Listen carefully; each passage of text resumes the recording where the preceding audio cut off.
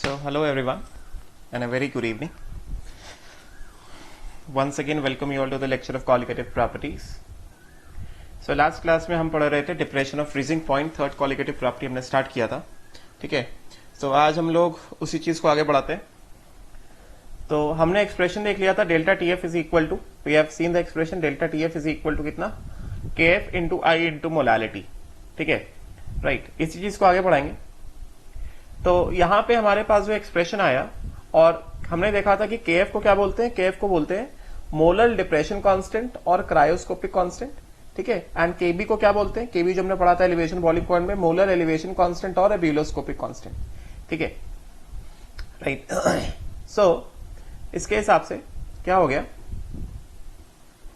Delta TF expression में निकाला था, delta TF is equal to कितना, केएफ इंटू आई इंटू मोलालिटी. ठीक है, तो यहां से हमारे पास केएफ कितना आ गया, केएफ आ गया delta TF upon I into molality. ठीक है, तो अगर हम लोग बात करें यूनिट ऑफ केएफ की, if I just talk about unit of KF, KF का unit is equal to delta TF का यूनिट अपॉन कितना, आई इंटू मोलालिटी का क्या यूनिट. ठीक है, तो डेल्टा टीएफ का यूनिट मैंने बताया था कैन बी डिग्री सेल्सियस और केल्विन. केएफ का यूनिट कितना आ जाएगा, मान लो डेल्टा टीएफ को हमने रखा किसमें, केल्विन में. ठीक है, केल्विन. और नीचे क्या है, आई तो डायमेंशनलेस होता है, मोलालिटी क्या होता है, मोलालिटी होता है मोल्स पर केजी. ठीक है, तो कितना हो गया, ये हो गया केल्विन केजी पर मोल. तो केएफ का यूनिट आ गया, यूनिट ऑफ केएफ कितना आ गया, ये आ गया केल्विन केजी पर मोल और केल्विन पर मोलल. ठीक है ना, केल्विन पर molality, unit of KF. Right. अब अगर हम लोग बात करते हैं कैलकुलेशन ऑफ केएफ की, जैसे हमने कैलकुलेशन ऑफ केबी किया था, तो कैलकुलेशन ऑफ केएफ किस तरह से होगा, if you talk about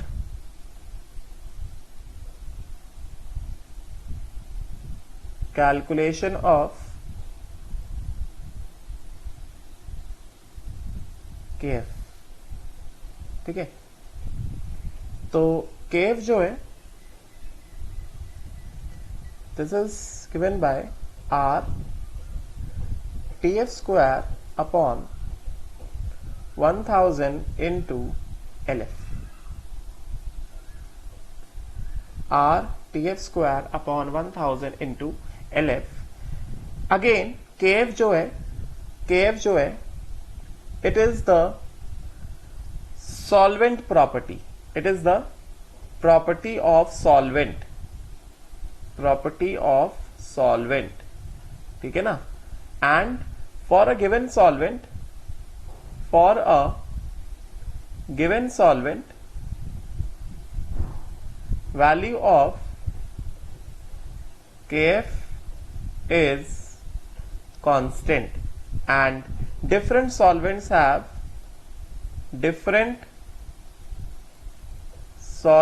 have different values of what, kf. ठीक है, तो kf कितना हो गया, r tf square upon 1000 into LF. ठीक है, जहां पर tf क्या है, tf is the freezing point. tf जो है, tf this is the freezing point of solvent in Kelvin. इसका यूनिट क्या होगा, this is the freezing point of solvent in kelvin.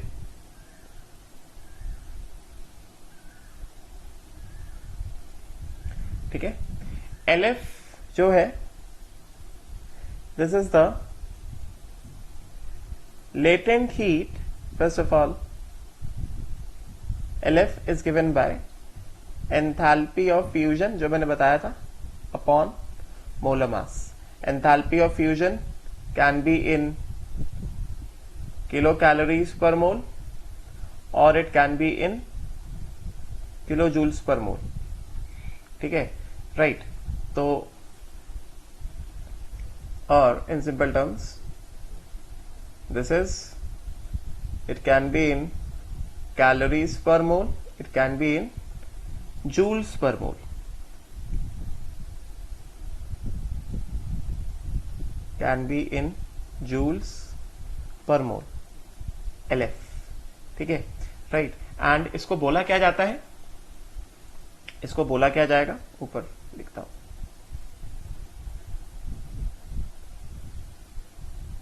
यहां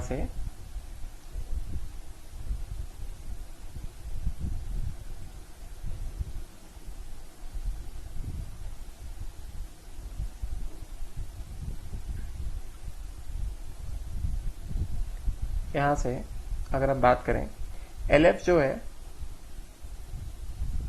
this is latent heat of fusion can be in calories per gram और joules per gram. या better है, इसका पहले formula फिर से लिखता हूं. This is given by enthalpy of fusion, जो मैंने बताया था लास्ट क्लास में जब मैं पढ़ा रहा था, upon molar mass of solvent. Molar mass of solvent. ठीक है. एंड डेल्टा एच जो है, delta H fusion, this is solvent जब फ्रीज होता है. अगर मान लो मैंने सॉल्वेंट लिया, a liquid undergoes reversible freezing with A gas. ठीक है. तो ये सॉरी सॉलिड फ्रीजिंग हो रहा है ना, सॉलिड. ठीक है. इसका डेल्टा एच क्या है, डेल्टा एच है डेल्टा एच ऑफ फ्यूजन. तो डेल्टा एच ऑफ फ्यूजन को हम डिफाइन कैसे करेंगे, delta H of fusion is defined as the amount of heat release. Because मैंने बताया था कि एक्सोथर्मिक प्रोसेस होता है ना, फ्रीजिंग क्या होता है, हीट निकालना पड़ता है ना बाहर. It is defined as the amount of heat released when heat released in calories or in joules when 1 mole of liquid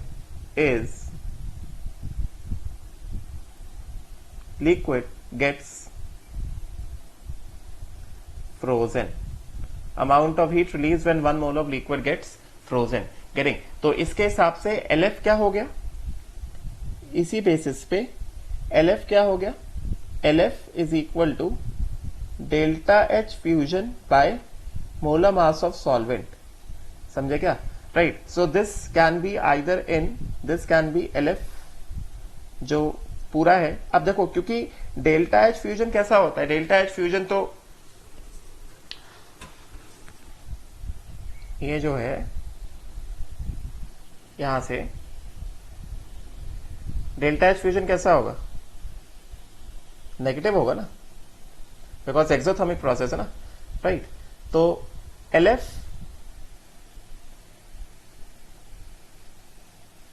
delta H fusion upon solvent, molar mass of solvent, right. This will be either in what, this will be either in calories per gram और joules per gram.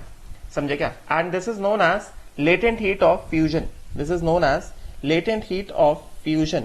LF is known as what, latent heat of fusion, right.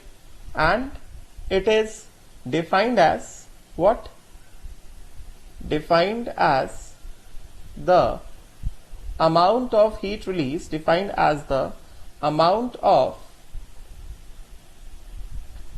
defined as the amount of heat released when 1 gram of amount of heat released in either calories or joules when 1 gram of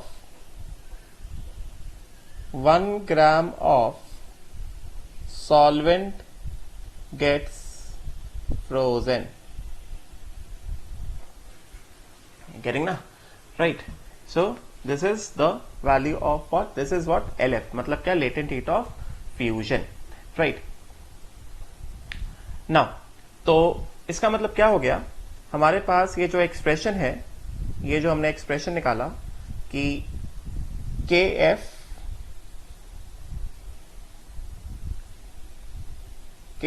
is equal to कितना? R TF square upon 1000 into यहाँ पे क्या आएगा? Modulus of LF आएगा, because sign के साथ LF कैसा होगा? नेगेटिव होगा ना, बिकॉज हीट रिलीज होता है ना। तो यहाँ पे क्या आएगा? मॉड्यूलस ऑफ LF, मतलब only the magnitude of LF। ठीक है, राइट। तो इसके हिसाब से, and if LF is in calories per gram, then R क्या हो जाएगा? 2.0। R क्या हो जाएगा? 2.0 calorie per mole per kelvin. And if LF is in joule per gram, then R क्या हो जाएगा? 8.314। R हो जाएगा 8.314 जूल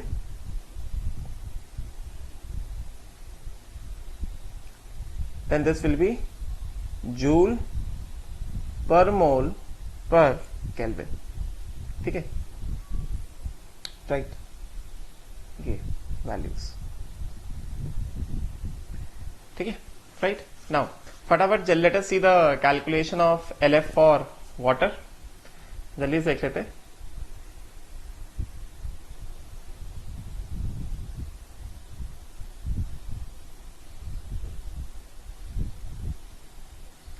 कैलकुलेशन ऑफ, फिर आगे बढ़ेंगे, LF फॉर वाटर, राइट। तो वाटर के लिए जो है delta H of fusion, this is equal to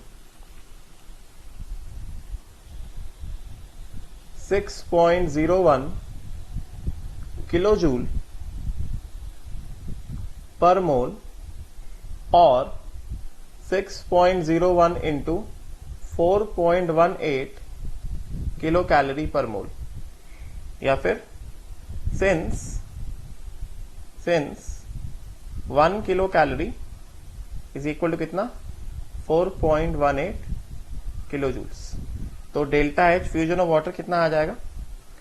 delta H fusion of water आ जाएगा 6.01 इंटू 4.18 किलो कैलोरी पर मोल। ठीक है, तो फटाफट calculation of KF for water, LF नहीं KF, मतलब cryoscopic constant of water. Cryoscopic constant of water में calculate करना है, ये है KF ऑफ वाटर। ठीक है, तो इसका मतलब क्या हो गया? पहले LF निकाल लेते हैं। LF is equal to delta H fusion by molar mass. इसको कैलोरी एक चूज कर लेते हैं, कैलोरी पर मोल में रख देते हैं इसको। ठीक है, इसको रख देते हैं किसमें? कैलोरी पर मोल में, अपॉन मोलर मास ऑफ क्या? वाटर। ठीक है, तो इसके हिसाब से ये कितना आ जाएगा? This will actually come out to be how much? Delta H fusion कितना हो गया? 6.01 इंटू 4.18 इंटू कितना? 1000 कैलोरीज अपॉन वाटर का मोलर मास कितना है? ये होता है 18। ठीक है, तो अगर हम इसको सॉल्व करेंगे तो ये हमको कितना आ जाएगा? This will come out to be how much? Wait, हमें क्या करना था? We had to convert sorry kilo joule को हमें कैलोरी में कन्वर्ट करना था ना। 1 kilo calorie is equal to 1 kilo, wait 1 kilo calorie is equal to 4.18 joule ना, किलो जूल ना। तो यहां पे क्या होगा, डेल्टा एच फ्यूजन में मल्टीप्लाई नहीं होगा, वेरी सॉरी, डिवाइड होगा कैलोरी में कन्वर्ट करने के लिए, डिवाइड होगा ना, because 1 calorie is equal to 4.18 kilo joule और 1 kilo joule is equal to 1/4.18 calorie.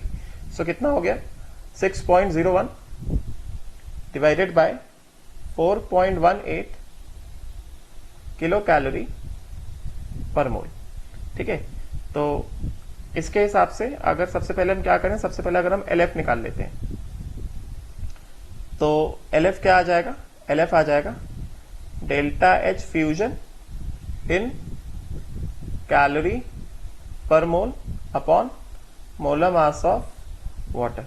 ठीक है, तो ये कितना हो गया, ये हो गया 6.01 इंटू कितना 1000 बिकॉज किलो कैलोरी था, डिवाइडेड बाय कितना, डिवाइडेड बाय 4.18। ये क्या हो गया, ये तो हो गया डेल्टा एच फ्यूजन, और ये divided by molar mass of water, molar mass of water कितना होता है 18 होता है। ठीक है, तो दिस विल बिकम 18 और ये क्या हो जाएगा कैलोरी पर ग्राम। ठीक है, so let us now just calculate it. इसको कैलकुलेट करेंगे तो ये कितना हो जाएगा, this will be 6.01 into 1000 divided by 4.18 and divided by कितना 18। So this comes out to be LF, water का LF कितना आ गया, LF ऑफ वाटर मतलब latent heat of fusion of water, this comes out to be कितना, I am just taking the magnitude 79.87 which is roughly equal to 80 calorie पर ग्राम। Water का LF आ गया हमारे पास। ठीक है, अब एक बार वाटर का हमारे पास LF आ गया तो अब क्या करेंगे, सीधे सीधे हम लोग क्या करेंगे KF ऑफ वाटर निकाल देंगे। ठीक है, फ्रीजिंग टेम्परेचर ऑफ वाटर क्या होगा, फ्रीजिंग टेम्परेचर ऑफ वाटर क्या होगा, फ्रीजिंग टेम्परेचर ऑफ वाटर होगा 273 केल्विन मतलब 0 डिग्री सेल्सियस। करेक्ट ना, दैट मीन्स कितना 0 डिग्री सेल्सियस। राइट, तो KF ऑफ वाटर निकालते हैं, मतलब क्रायोस्कोपिक कांस्टेंट ऑफ वाटर, जल्दी से निकालते हैं। KF ऑफ वाटर कितना हो गया, ये हो गया RTF स्क्वायर अपॉन कितना, अपॉन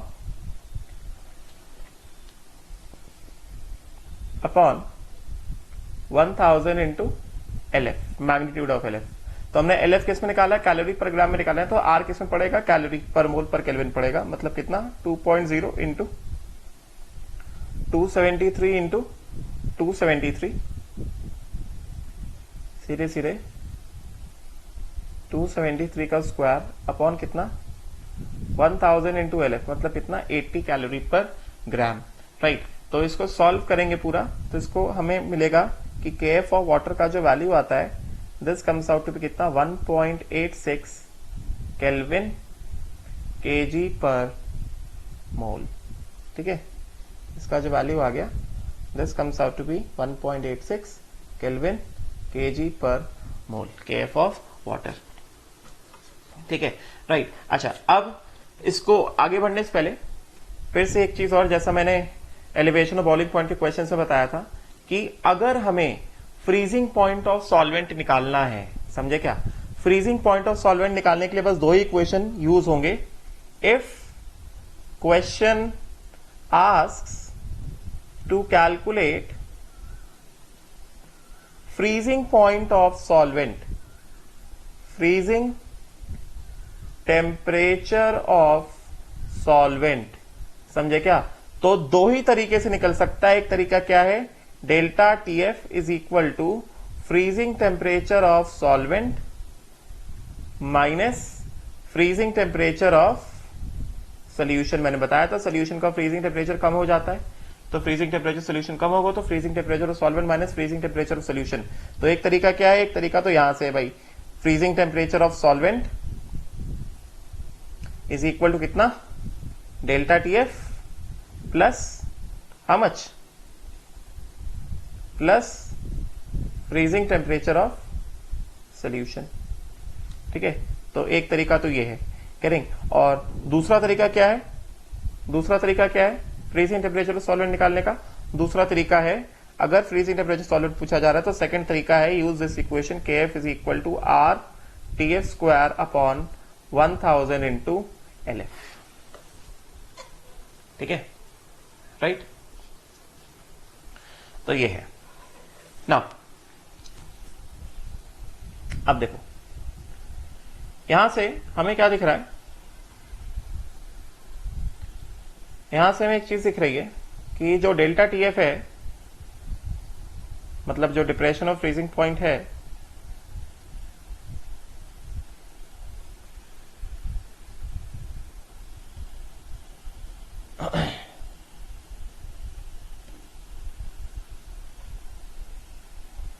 वेट,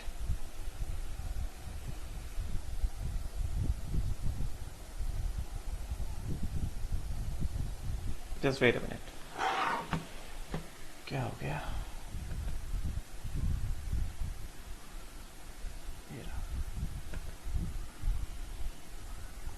एक मिनट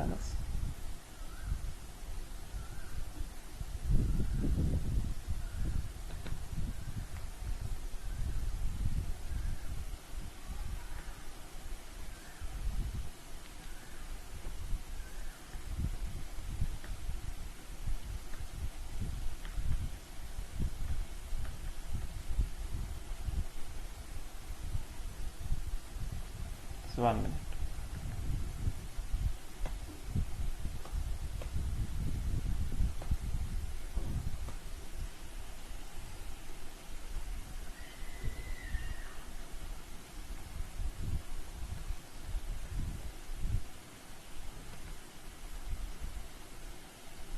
हाँ, तो हम लोग बात कर रहे थे कि मैंने KF ऑफ वाटर निकाला, तो हम लोग बात कर रहे थे ये इसमें। तो यहां से अब देखो यार ध्यान से,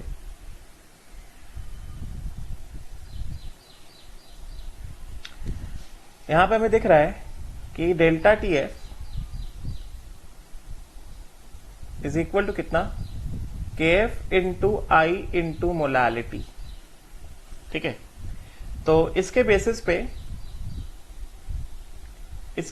पे पहला पॉइंट देखो, पहला पॉइंट है for a given solvent, because हमने देखा है कि colligative properties depend upon the relative number of moles of solute and solvent. मतलब क्या, I into molality. Relative number of moles of solute and solvent मतलब क्या हो गया, मतलब I इंटू मोलालिटी हो गया ना। नेचर ऑफ सॉल्वेंट मतलब क्या, KF। तो जैसे मैंने कहा फॉर अ गिवन सॉल्वेंट, ठीक है, जैसे मैंने कहा फॉर अ गिवन सॉल्वेंट मतलब क्या, KF जो है, KF कैसा है, KF जो है कांस्टेंट है। As soon as I have said for a given solid मतलब KF कैसा हो गया, कांस्टेंट हो गया। ठीक है, अभी अगर KF कांस्टेंट हो गया तो इसका मतलब क्या, इट मीन्स, देखो first, more the value of for different solutes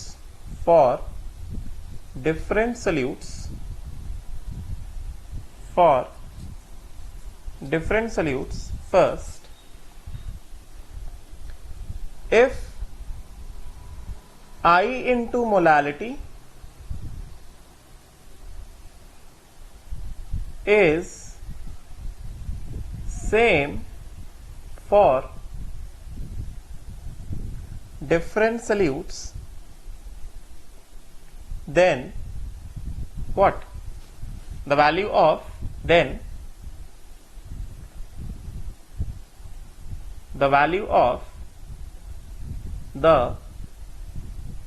value of colligative property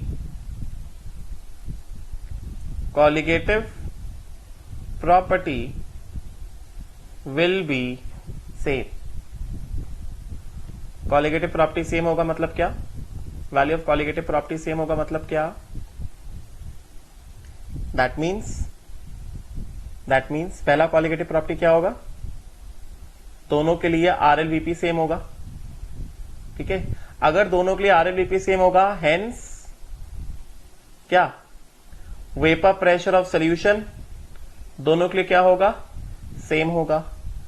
second colligative property, दोनों के लिए एलिवेशन ऑफ बॉइलिंग पॉइंट क्या होगा, सेम होगा। अगर elevation of boiling point same है, इसका मतलब क्या,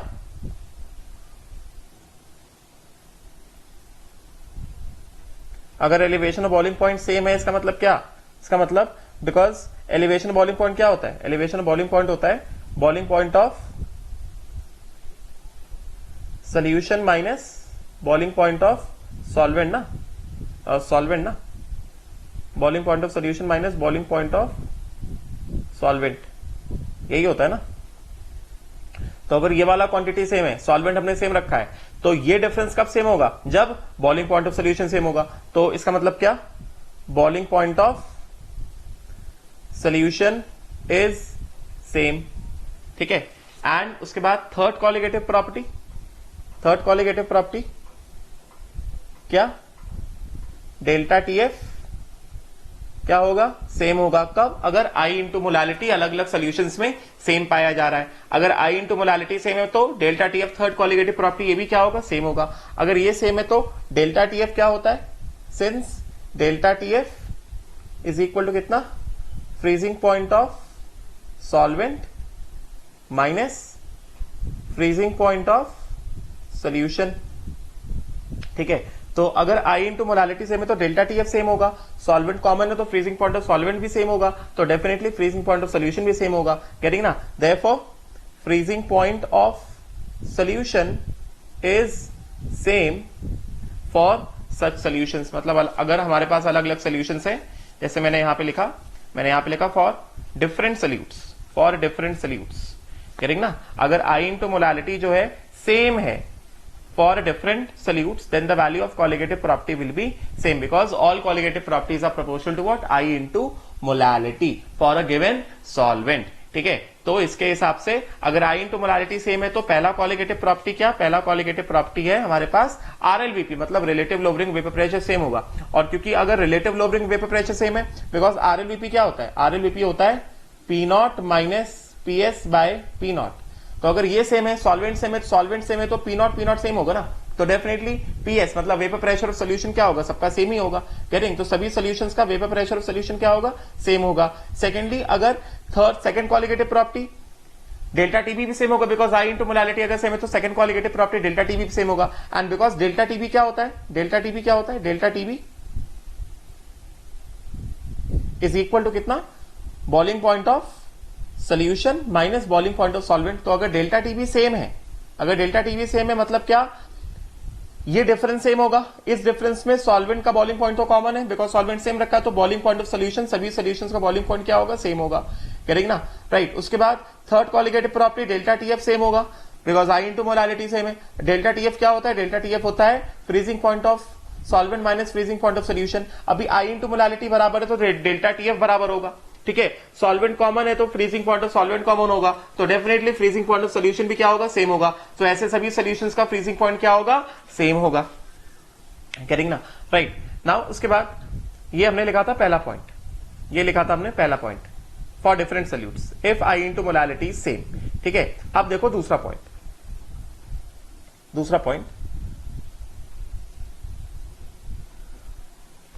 B, second point, if I into molality is different, if I into molality is different, करेंगे ना, राइट। तो उस केस में क्या, उस केस में क्या, greater the value of I into molality, more will be the value of what, colligative properties, more will be the value of colligative properties, ठीक है। तो इसके हिसाब से देखना ध्यान से, ये चीज मैंने ऑलरेडी मैं समझा चुका हूं, बस तुम्हें थोड़ा सा ध्यान देने की जरूरत है। तो therefore greater the value of what, I into molality, I into molality. अब देखना ध्यान से, greater the value of I into molality, दो चीजें पहले बता चुका हूं। पहली चीज आरएलवीपी, आरएलवीपी क्या क्या होता है, P naught minus P S upon P naught, ठीक है। It is approximately equal to कितना, I into molality, approximately equal to कितना हो जाएगा, approximately equal to I into molality into कितना, molar mass of A by 1000। So greater the value of I into molality, RLVP will be greater.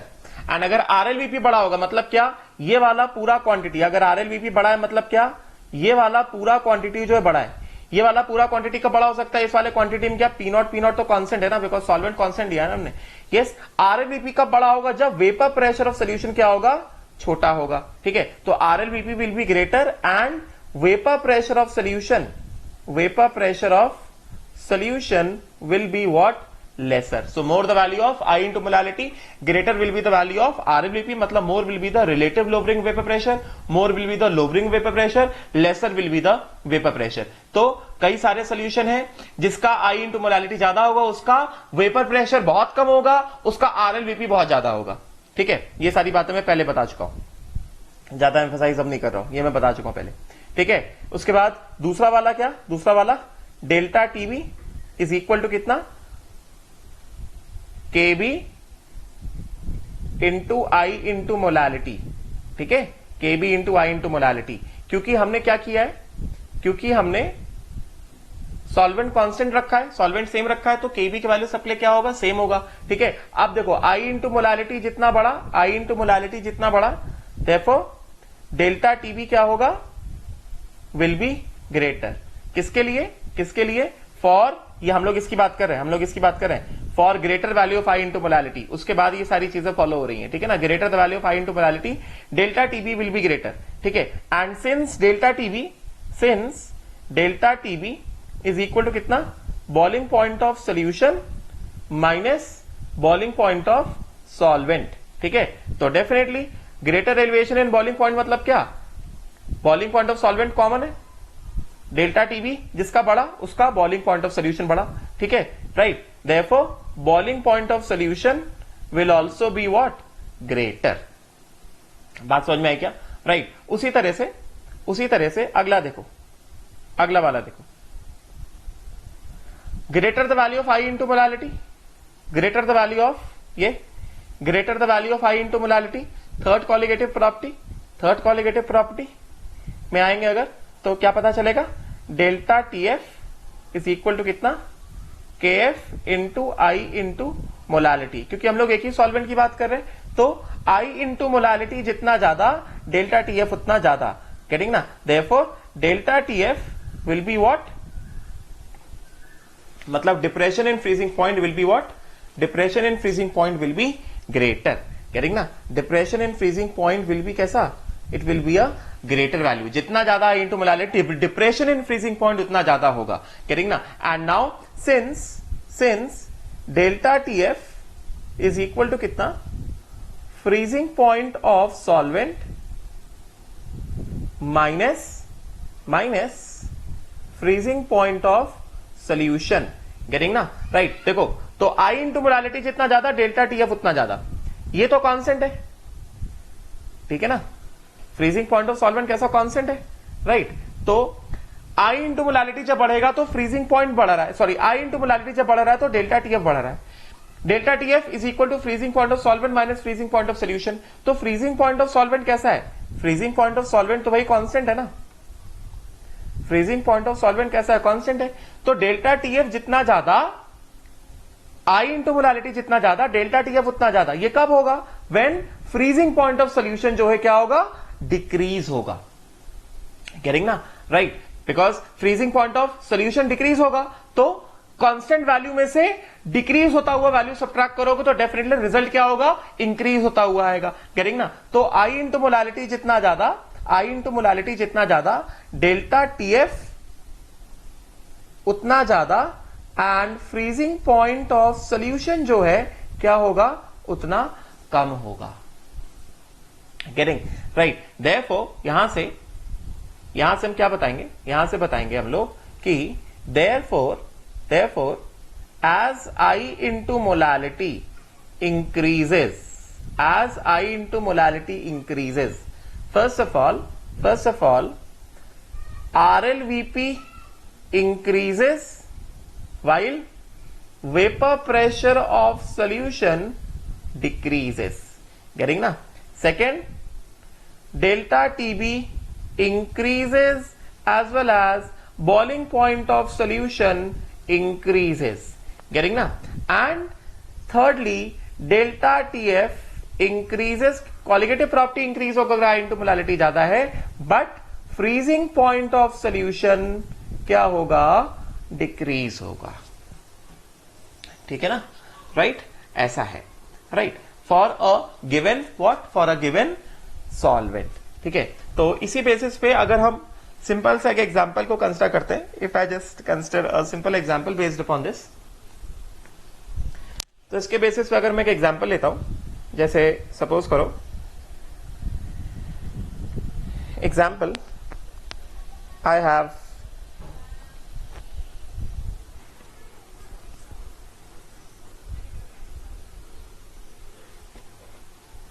Example,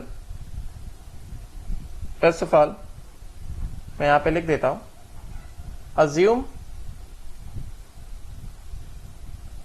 molality is equal to molarity, ऐसा assume molality is equal to molarity and alpha degree of dissociation सबका कितना, चलो ठीक है ये मैं दे देता हूं, molality is equal to molarity ऐसा अज्यूम कर लेंगे। तो फर्स्ट ऑफ ऑल हमारे पास है सोल्यूशन वन जो है हमारे पास, दिस इज 2 मोलल यूरिया।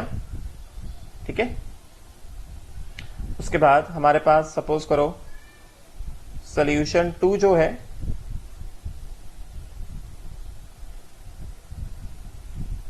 इसको मैं रोमन्स में लिखता हूं, सोल्यूशन 1 और ये हो गया हमारे पास सोल्यूशन 2। ठीक है, इसको हम लोग मान लेते हैं, सपोज करो ये ले लेते हैं हम लोग 1 मोलर KNO3 का aqua solution, 1 molar KNO3, 1 molar KNO3 aqua solution of क्या, KNO3 का एक्वा सोल्यूशन। ठीक है, एंड इसका अल्फा कितना पकड़ लेते हैं, अल्फा अज्यूम कर लो कितना, इसका अल्फा ले लो कितना 1। ठीक है, सोल्यूशन 3 जो है ये ले लो क्या, ये ले लो Al2SO4, सोल्यूशन 3 हम अज्यूम कर लेते हैं, सपोज करो 0.5 मोलर Al2SO4 होल थ्राइस। ठीक है, एंड इसका अल्फा मान लो कितना है 0.9 है, एंड ठीक है 3 सोल्यूशन में ही हम लोग अभी कंपैरिजन कर लेते हैं, ज्यादा नहीं।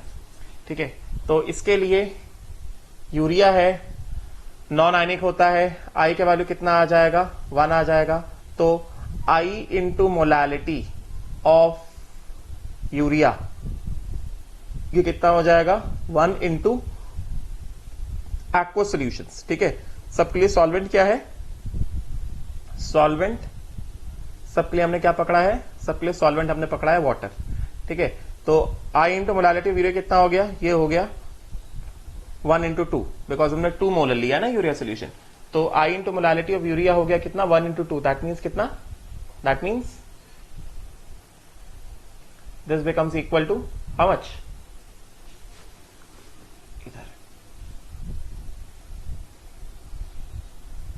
दिस बिकम्स इक्वल टू कितना 2। ठीक है, राइट। उसके बाद सोल्यूशन 2 KNO3, तो KNO3 में क्या होगा K प्लस एक्वस प्लस कितना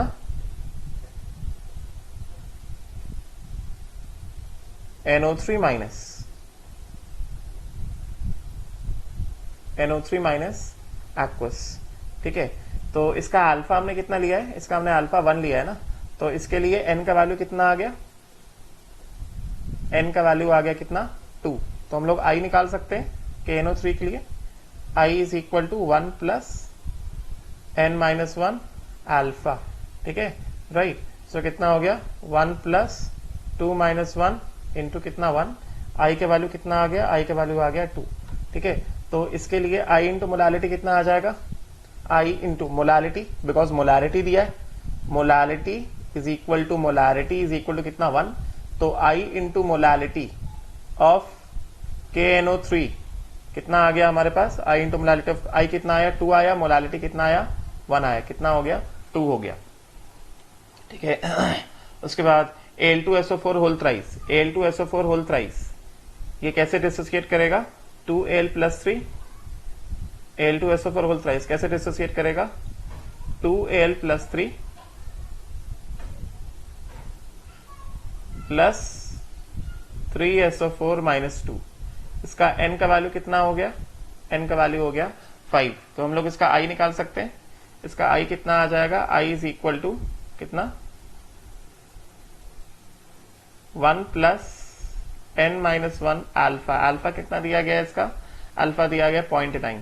ठीक है, सो कितना हो गया ये 1 plus n minus 1, 5 minus 1 into कितना 0.9, तो 5 माइनस 1 कितना होता है 4 होता है, 4 इंटू 0.9 कितना 3.6, 3.6 प्लस 1 कितना हो गया 4.6। तो i कितना आ गया, i आ गया कितना 4.6। ठीक है, मोलालिटी कितना हो जाएगा 0.5 मोलर दिया गया है, तो इसके हिसाब से मोलालिटी भी कितना आ गया 0.5 आ गया। ठीक है, तो इसका i इंटू मोलालिटी कितना आ गया, i into molality of Al2SO4 whole thrice कितना हो गया 4.6 इंटू 0.5, 4.6 इंटू 0.5 कितना हो गया ये 2.3। ठीक है, तो इसके हिसाब से now will arrange all the solutions. 3 solution दिए गए थे। ठीक है, तो हमें क्या करना है, will arrange all the solutions in the order of i into molality हमने निकाल लिया ना सबका, ये जो है we have calculated the values of I into molality, I into molality of urea, ठीक है 2 molar urea, I into molality of KNO3 कितना आ गया 2 आ गया, एंड I into molality of Al2SO4 whole thrice कितना आ गया ये आ गया हमारे पास 2.3। ठीक है, राइट। तो अभी क्वेश्चन क्या है, क्वेश्चन है कि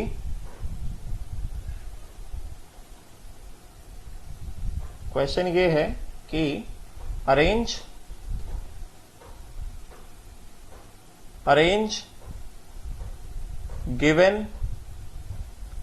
solution of urea, KNO3, Al2SO4 whole thrice in order of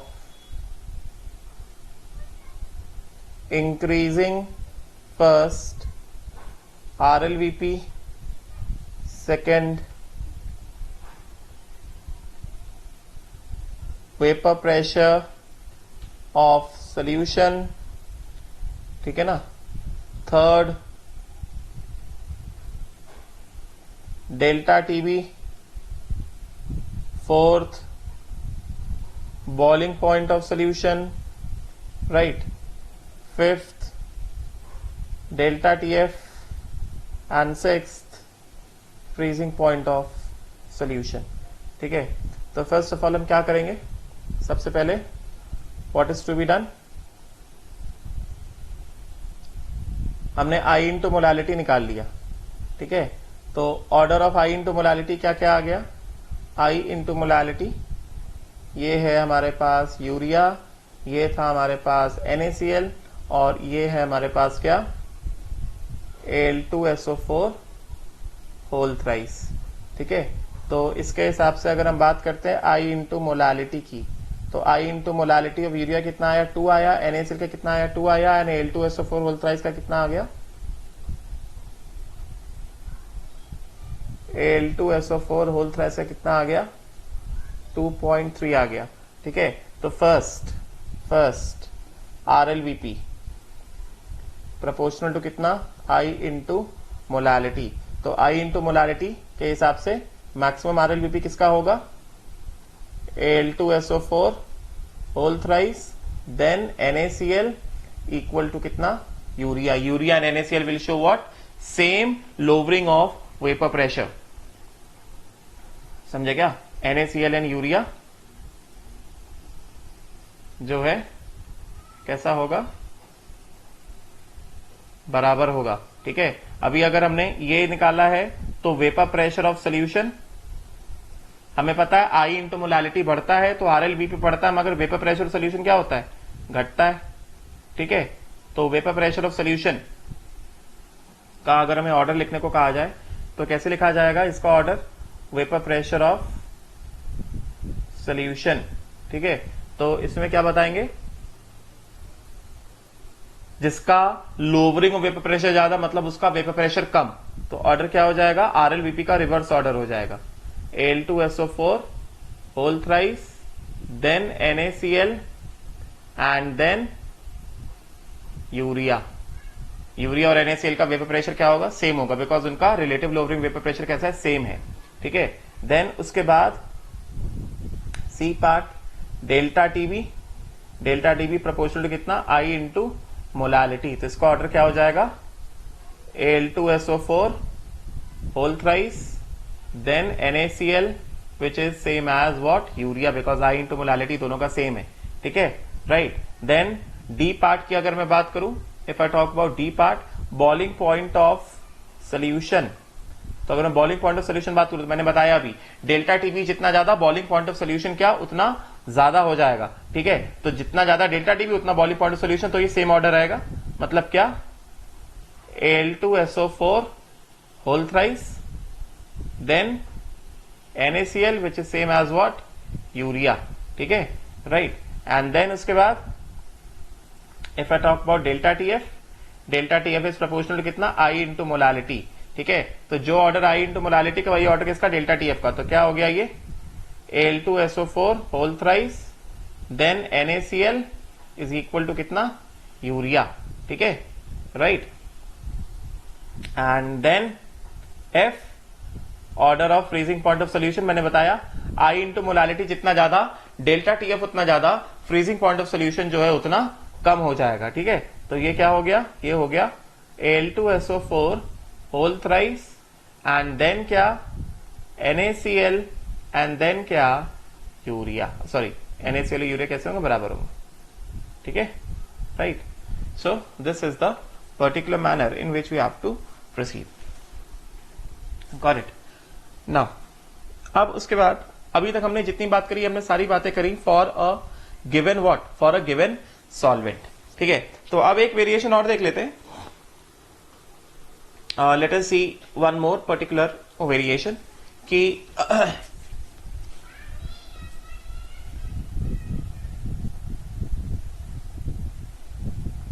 अगर सॉल्वेंट अलग अलग होंगे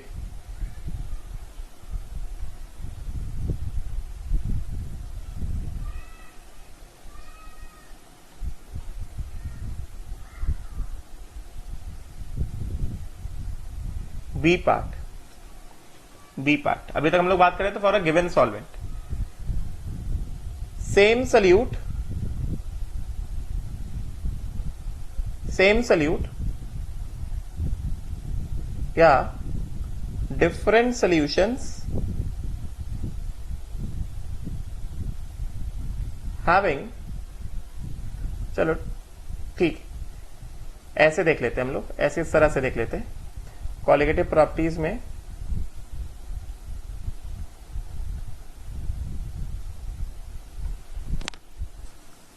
यहां पर इस तरह से देख लिया जाए कि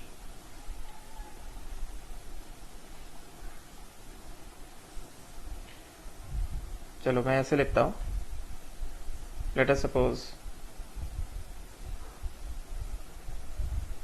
different solutions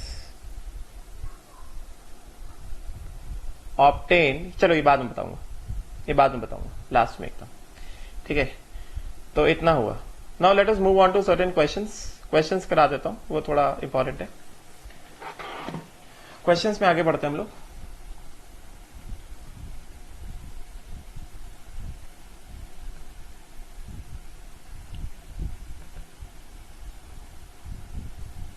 तो अगर मैं क्वेश्चंस की तरफ बढ़ूं तो सबसे पहले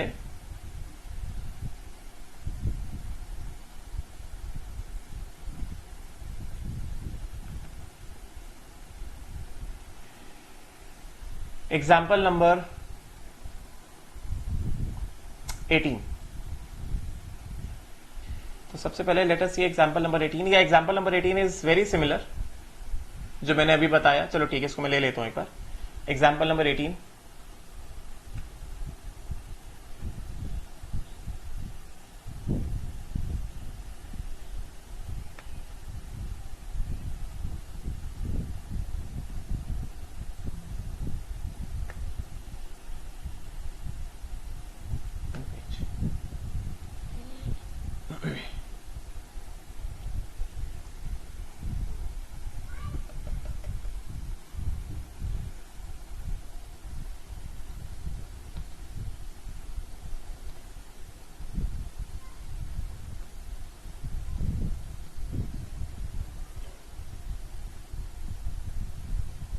हाँ तो ऑब्जेक्टिव क्वेश्चन है, 4 ऑप्शन दिए गए, हमसे पूछा जा रहा है कौन सा ऑप्शन सही है।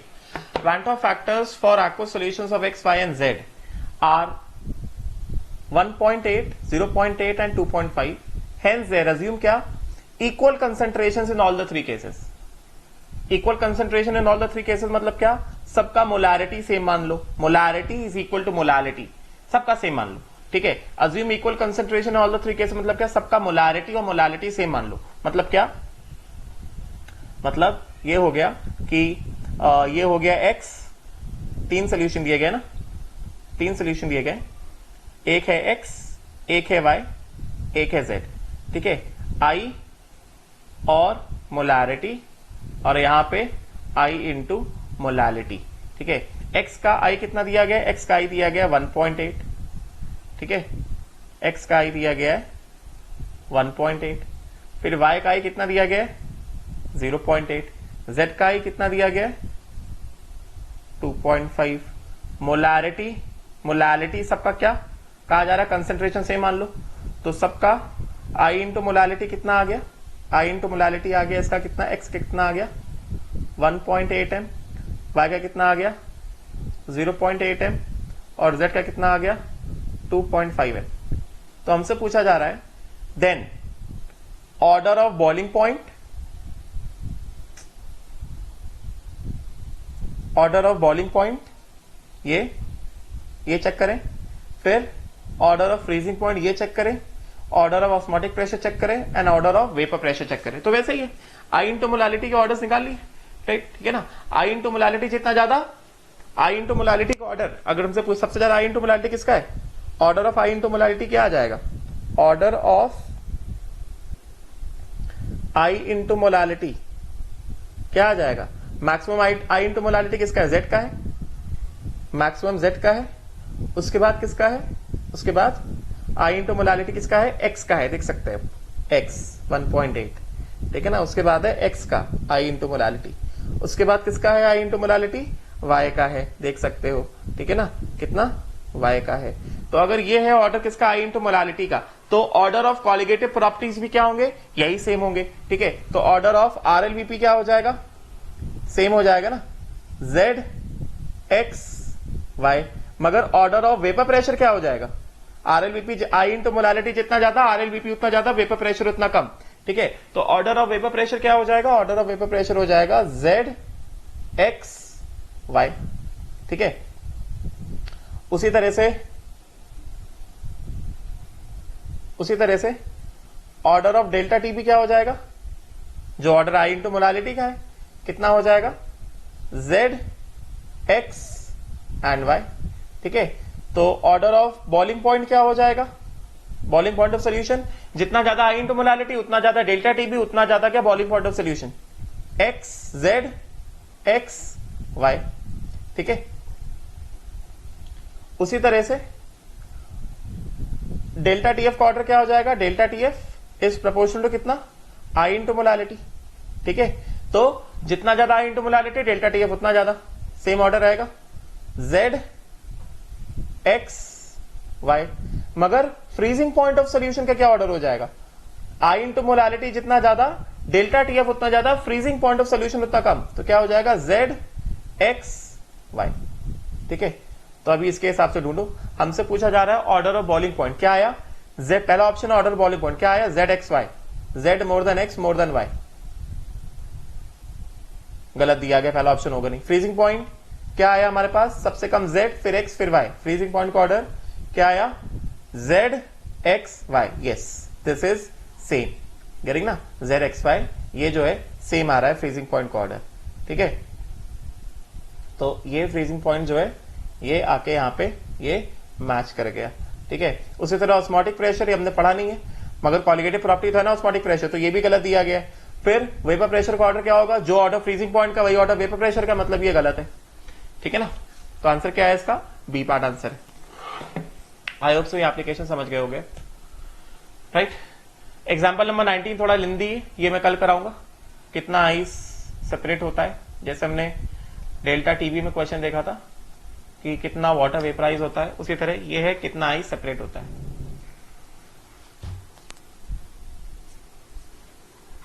नेक्स्ट जो है अगले क्वेश्चन में आते, अगला क्वेश्चन क्या कह रहा है, अगला क्वेश्चन कहता है कि, अगला क्वेश्चन कहता है, देखो कट करते पहले इसको, I will solve this questions.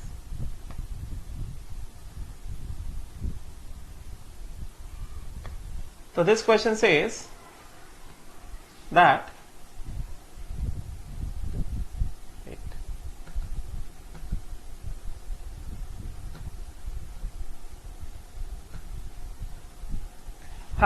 if the boiling point of the aqueous solution, aqueous solution नाम आया मतलब क्या, सॉल्वेंट क्या है, वाटर है। Boiling point of aqueous solution, जैसे ही aqueous solution नाम आ गया मतलब सॉल्वेंट क्या है, water as a solvent, water is present as a solvent. तो boiling point of aqueous solution दिया गया है। ठीक है, तो टीबी ऑफ सॉल्यूशन कितना दिया गया हमें, 100.1 degree Celsius. TB of water कितना हो जाएगा, 100 डिग्री सेल्सियस। ठीक है, तो यहां से डेल्टा टीबी कितना आ गया, डेल्टा टीबी क्या होता है, TB of solution minus TB of water, तो डेल्टा टीबी कितना हो गया 100.1 माइनस 100। ठीक है, कितना आ गया ये आ गया 0.1 डिग्री सेल्सियस। डेल्टा टीपी आ गया हमारे पास, डेल्टा टीपी आ गया हमारे पास कितना 0.1 डिग्री सेल्सियस। ठीक है, राइट। तो हमसे पूछा जा रहा है कि if the boiling point of the aqueous solution is इतना, what is the freezing point of the solution. Solution का फ्रीजिंग पॉइंट बताओ। तो सॉल्यूशन का फ्रीजिंग पॉइंट कैसे आता है, हमें पता है सॉल्यूशन फ्रीजिंग पॉइंट होगा delta TF, depression in freezing point is equal to कितना, freezing point of water solvent minus freezing point of solution ना, राइट।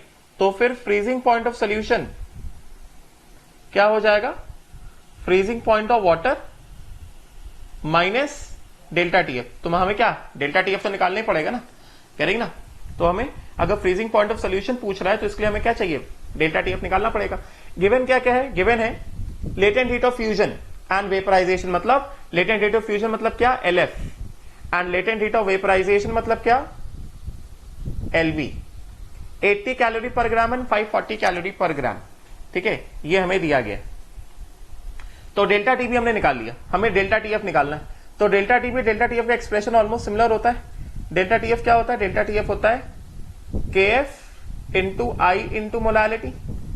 डेल्टा टीबी क्या होता है, केबी इंटू आई इंटू मोलालिटी। वाटर की बात कर रहे हैं, डिवाइड करा दें तो ये कितना आ जाएगा, ये आ जाएगा केएफ अपॉन केबी।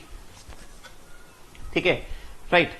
तो केएफ अपॉन केबी आ गया हमारे पास। तो delta TF upon delta TB, delta TB हमें पता है कितना 0.1 है, हमें डेल्टा टीएफ निकालना है to find the freezing point of the solution. Delta TF आएगा तभी फ्रीजिंग पॉइंट ऑफ सॉल्यूशन आएगा। ठीक है, तो this comes out to be equal to कितना, केएफ अपॉन केबी ना। तो delta TF upon delta TB is equal to कितना हो गया KF अपॉन कितना KB, ठीक है। तो KF का वैल्यू डाल दे, KF का वैल्यू कितना हो जाएगा R TF square upon, KF का वैल्यू कितना सीखा ना हमने, this is equal to KF कितना हो गया R TF square upon 1000 into LF, ठीक है। और KB कितना हो गया R TB square upon 1000 into LV। ये सारे वैल्यूज डाल देंगे, ये सारे वैल्यूज को डाल दिया अगर, तो कितना आ गया हमारे पास TF upon TB of water का होल स्क्वायर इंटू कितना LV upon LF of water, ठीक है ना, राइट। तो यहां से क्या आ जाएगा हमारे पास delta TF upon delta TB, delta TF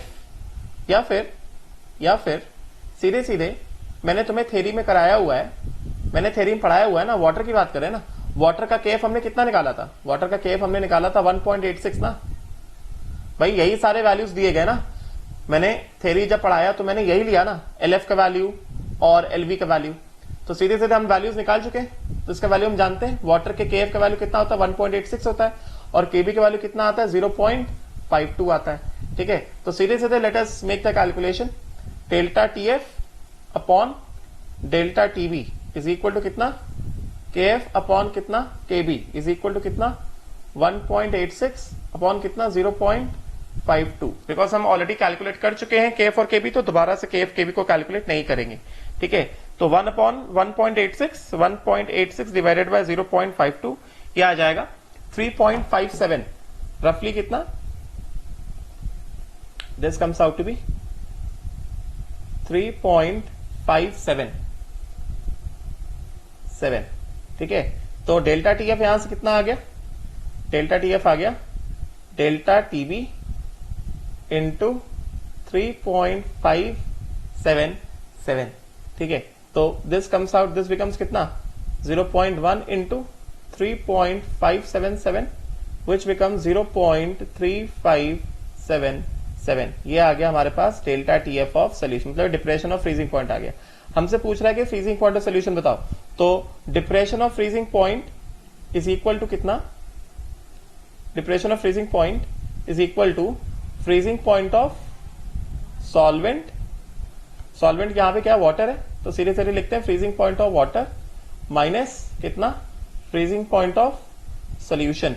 freezing point of water हम क्या लेते हैं, फ्रीजिंग पॉइंट ऑफ वाटर हम लेते हैं 0 degree Celsius minus freezing point of solution, this will be equal to कितना, अगर हम लोग टेम्परेचर रख रहे हैं किसमें सेल्सियस में, तो यहां पे डेल्टा TF भी कितना आ जाएगा सेल्सियस में आ जाएगा, कितना हो गया 0.3577, this will become 0.3577 degree Celsius. तो यहां से फ्रीजिंग पॉइंट ऑफ सोल्यूशन कितना हो गया, फ्रीजिंग पॉइंट ऑफ सोल्यूशन हो गया माइनस 0.3577 डिग्री सेल्सियस, ठीक है। या फिर